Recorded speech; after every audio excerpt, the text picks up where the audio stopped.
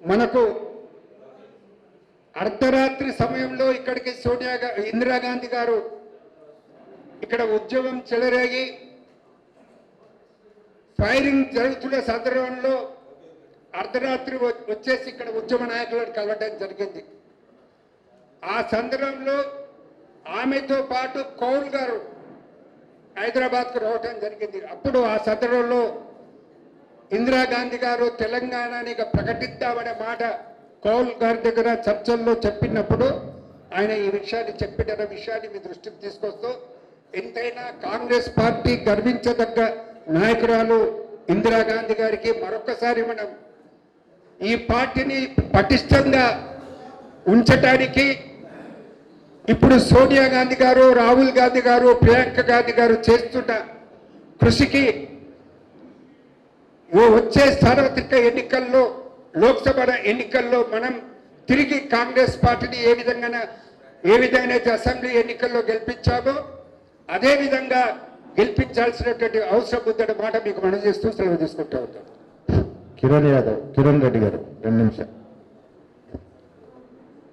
52వ anniversary Bangladesh liberation 1971లో అప్పట్లో ఉన్నటువంటి ఉక్కు మహిళ ఈ యొక్క లిబరేషన్ వార్లో బంగ్లాదేశ్ని ఈస్ట్ పాకిస్తాన్ నుంచి పాకిస్తాన్ కబంధ హస్తాలలో ఉన్నటువంటి ఈ ఈస్ట్ పాకిస్తాన్లో అప్పుడు వాళ్లకు చాలా ఇన్ఫ్లుయెన్స్ ఉండే, కానీ స్ట్రాటజికల్గా అక్కడ లిబరేషన్కి ఇందిరాగాంధీ గారు చేసినటువంటి కార్యక్రమం మనం చాలా గొప్పలు చెప్పుకోం కాంగ్రెస్ పార్టీ వాళ్ళు. నరేంద్ర మోడీ గారు ఇప్పుడున్న బీజేపీ ప్రభుత్వం చూస్తే మీరు చూసినట్టయితే ఈ మధ్యకాలంలో ప్రతిదీ ఆరంభరాలు గొప్పలు చెప్పుకోవడమే తప్ప వాస్తవంగా కాంగ్రెస్ పార్టీ గతంలోనైనా ఇప్పుడైనా ప్రజా సంక్షేమం కోసం ప్రజలు ఇబ్బందులలో ఉన్నప్పుడు వాళ్ళకి ఏం చేయాలి అన్న ఉద్దేశంతో పనిచేస్తుంటుంది. మీరు ఇప్పుడు ఈ మధ్య కూడా నేను అంటే ఎక్కువ సమయం తీసుకుని ఆల్రెడీ ఈ లిబరేషన్ దాని గురించి పెద్దలు చెప్పారు. ముఖ్యంగా మొన్న జరిగిన ఎన్నికలలో కూడా 4 రాష్ట్రాలకు సంబంధించి 5 రాష్ట్రాలకు సంబంధించి తెలంగాణలో కాంగ్రెస్ వచ్చింది. రాజస్థాన్లో, మధ్యప్రదేశ్లో, ఛత్తీస్గఢ్లో ముఖ్యమంత్రులు అయ్యారు. మన దగ్గర కూడా ముఖ్యమంత్రి అయ్యి ఈరోజు 8వ రోజు. ఈ 8 రోజులల్లో అక్కడ ముఖ్యమంత్రులు ఏం చేసిర్రు, మన ముఖ్యమంత్రి ఏం చేసిండని చూసినట్టయితే మన ముఖ్యమంత్రి, మన మంత్రులు రోజుకు 18 గంటలు పనిచేస్తూ ప్రజల సంక్షేమం ఇచ్చిన వాగ్దానాలు నెరవేర్చే ప్రక్రియలో ఉర్రు. అక్కడ ఉన్నటువంటి ముఖ్యమంత్రులు ఒక ఆయన రాజస్థాన్లో గోసేవ అంటే హిందుత్వాన్ని, పోలరైజేషన్ని, ప్రజలను తప్పుదోవ పట్టే కార్యక్రమాలు తప్ప ప్రజా సంక్షేమం గురించి పనే మొదలుపెట్టలేదు. కాబట్టి ఈరోజు ఇందిరాగాంధీ గారిని స్మరించుకుంటూ కాంగ్రెస్ పార్టీ ఎప్పుడైనా ఆ రోజు ఈస్ట్ పాకిస్తాన్లో ప్రజల సమస్యలు, పాకిస్తాన్ ప్రాబల్యం, వాళ్ళకు నష్టం జరుగుతుందన్న ఉద్దేశంతో ఆమె అవుట్ ఆఫ్ ద వే ఈ లిబరేషన్కి చేదోడు వాదోడు నిలబడ్డారు. ఈరోజు కూడా దేశ ప్రజలకు తెలియాల్సింది ఏంటంటే కాంగ్రెస్ అనేది పేదల పార్టీ ప్రభుత్వం. అయితే వేరే బీజేపీ పార్టీలు ఒక వాట్సాప్ యూనివర్సిటీ తయారు చేసి మన మీద తప్పు ప్రాపగండా చేయడమే తప్ప మనం చేసిన కార్యక్రమాలు చూపించే ప్రయత్నం చేస్తలేరు. మనం కూడా ఈరోజు కర్ణాటకలో కానీ ఇటు తెలంగాణలో కానీ ఏదైతే మన కార్యకర్తలు బ్రహ్మాండంగా ఇంటింటి ప్రచారం చేసి ఇవాళ మనని ప్రభుత్వంలోకి తెచ్చే ప్రయత్నం చేసిరో అదేవిధంగా మన గత చరిత్రను కూడా మన కాంగ్రెస్ నాయకులు కాకుండా గాంధీ గారు, నెహ్రూ గారు, ఇందిరాగాంధీ గారు, రాజీవ్ గాంధీ గారు ఏదైతే టెక్నాలజీ తీసుకొచ్చిండో ఈ భారతదేశానికి ఇవన్నీ చెప్పుకోవాల్సిన అవసరం ఉంది. ఇటువంటి కార్యక్రమాలు ఎన్నో చేసుకోవాల్సిన అవసరం ఉందని ముందని తెలియజేస్తూ మీ అందరి దగ్గర సెలవు తీసుకుంటున్నాను. రాజేందర్ గారు, ఎక్స్ సర్వీస్మెన్ డిపార్ట్మెంట్ చైర్మన్, 1 నిమిషం మాట్లాడుతుంది.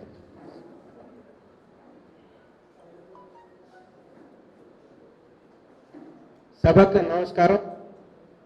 ఈరోజు 52వ లిబరేషన్ డే. అదే మన శ్రీమతి ఇందిరాగాంధీ గారు ప్రైమ్ మినిస్టర్ ఉన్నప్పుడు బంగ్లాదేశ్ని లిబరేషన్ చేసి మొత్తం లోకంలోనే పెద్ద ఒక హిస్టరీ క్రియేట్ చేశారు. అది మన భారతదేశం సైనికుని ఆయన పని. అది ఎట్లా సైనికుల్ని ఎట్లా డిఫెన్స్ని ఎట్లా రెస్పెక్ట్ చేయాలా, వాళ్ళతోని భారతదేశాన్ని ఎట్లా కాపాడాలని మన ప్రైమ్ మినిస్టర్ ఇందిరాగాంధీకి బాగా తెలుసు. అదేవిధంగా ఆయన గొప్ప ఒక పని చేసి మన పాకిస్తాన్ బంగ్లాదేశ్ని విడగొట్టి మన భారతదేశానికి గొప్ప ఒక సెక్యూరిటీ క్రియేట్ చేశారు. ఇది ఎవరు మరువు లేకున్న ఒక సత్యం. ఇది నేను 71 వార్లు నేను ఉన్నాను. నేను వార్ గురించి ఆర్మీ గురించి చెప్పాలంటే ఈరోజు డిఫెన్స్ని ఎట్లా వాడుకుంటున్నారంటే జూనియర్ ఆఫీసర్ని ఒక డిఫెన్స్కే పెద్ద ఒక గొప్ప ఆఫీసర్గా చేసి వాళ్ళతోని తప్పు పని చేపిస్తున్నారు. దానివల్ల మన భారతదేశం డిఫెన్స్ ఎంతో బాధపడుతున్నాయి. ఎన్నో మంది కోల్పోతున్నారు, లైఫ్ కోల్పోతున్నారు.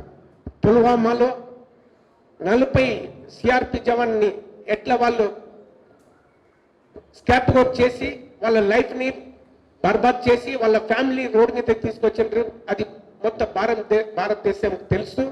కానీ ఒకటి ఏమంటే సివిల్ పబ్లిక్ ఏం తెలియదు. ఉట్టి పేరుకు జై భారత్ అని చెప్పి మన భారత్ అని చెప్పి మొత్తం డిఫెన్స్ని చైనా చేతిలో అప్పచెప్పి చైనాకు భయపడుకుని చైనా దగ్గర పోతలేడు నరేంద్ర మోదీ గవర్నమెంట్. కానీ ఏదో కాంగ్రెస్ పార్టీ ఇది చేసింది, నేరు గవర్నమెంట్ ఇది చేసింది, అది ఇదని అన్ని తప్పు మాట చెప్పి పబ్లిక్ని మప్పులు పెడుతున్నారు తప్ప వేరేం లేదు. ఈ ఒక 52 లిబరేషన్ డేని ఎవరు మరవలేము. ఈ ఒక అవకాశం ఇచ్చిన పెద్దోళ్ళకి ధన్యవాదాలు చెప్పి ముగిస్తున్నాను. ఒక్క నిమిషం. అందరికీ ధన్యవాదాలు. సభకు నమస్కారం. బంగ్లాదేశ్ లిబరేషన్ డే ఇవాళ చాలా ముఖ్యమైనది. బీజేపీ మేము విశ్వగురువులు మొత్తం వరల్డ్ మమ్మల్ని చూస్తున్నది తప్పు. మనకి నిజమైన రికగ్నిషన్ గుర్తింపు దేశానికి వచ్చింది బంగ్లాదేశ్ లిబరేషన్ డే రోజున.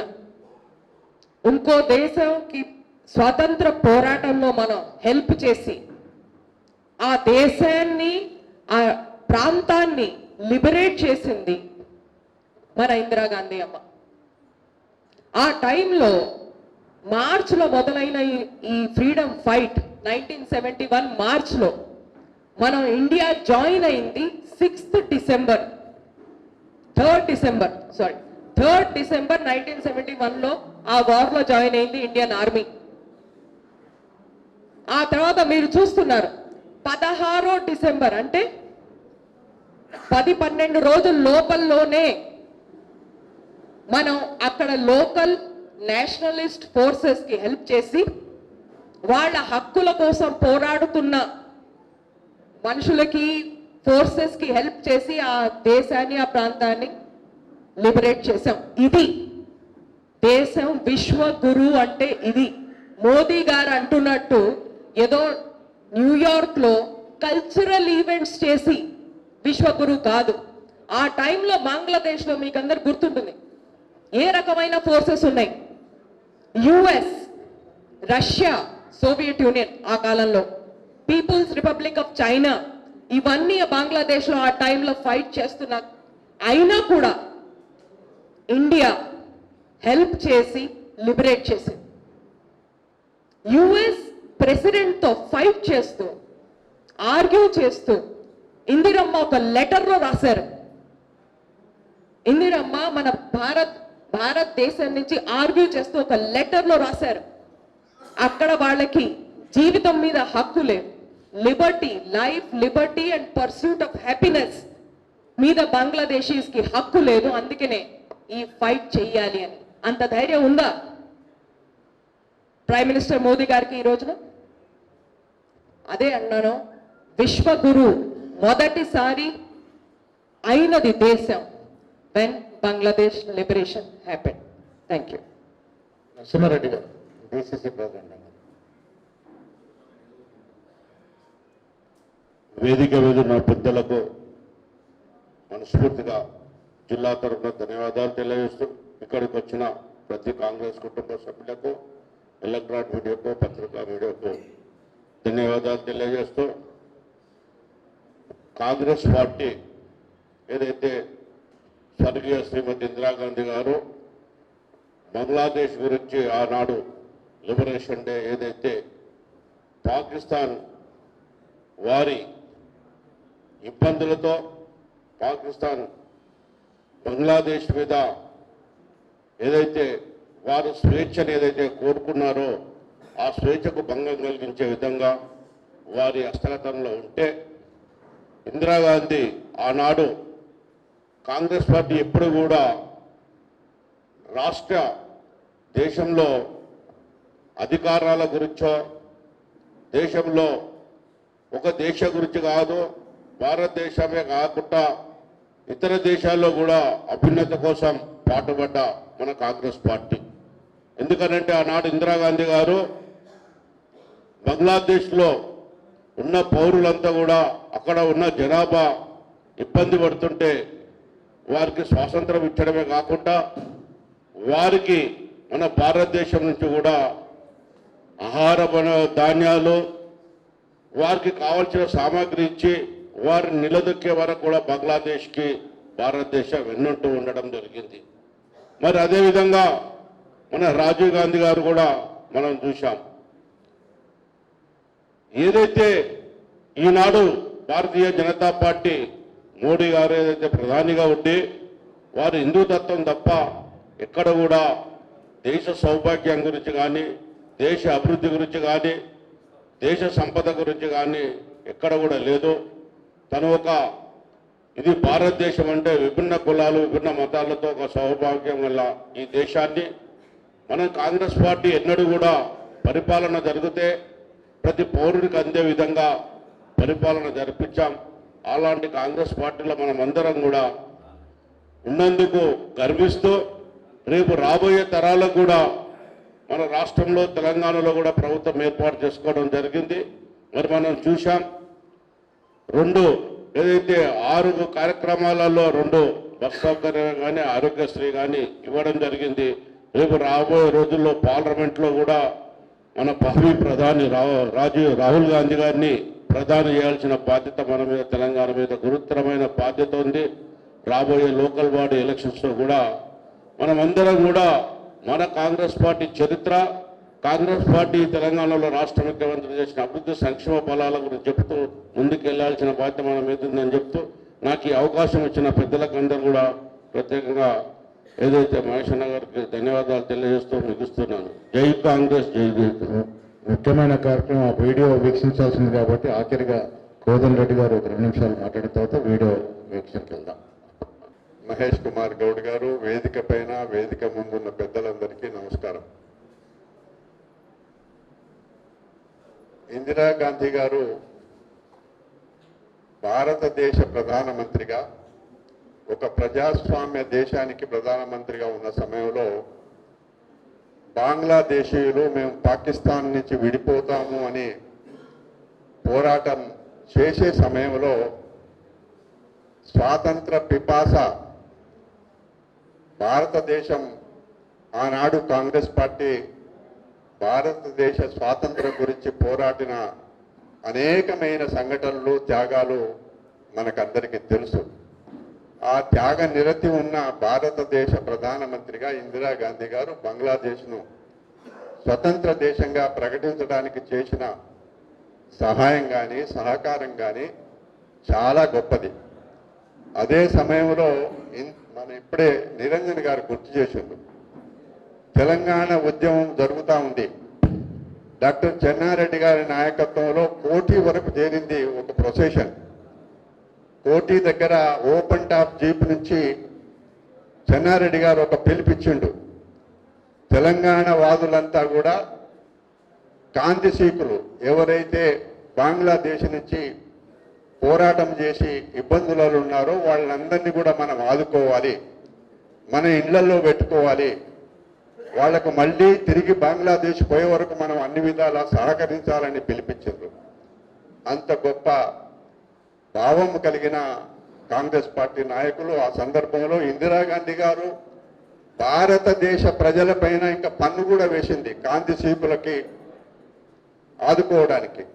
కాంతి సీకుల వెల్ఫేర్ ఫండ్ గురించి పన్ను కూడా వేసిన దేశం.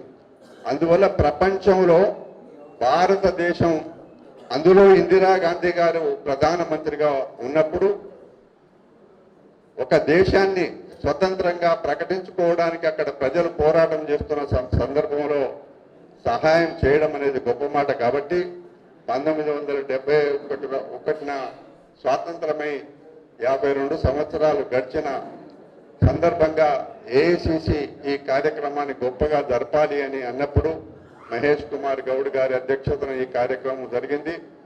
ఈ ఇందిరాగాంధీ స్ఫూర్తిని, కాంగ్రెస్ పార్టీ స్ఫూర్తిని మనం ముందుకు తీసుకుపోవాలని చెప్పి మీ అందరితో మనవి చేస్తూ సెలవు తీసుకుంటాం.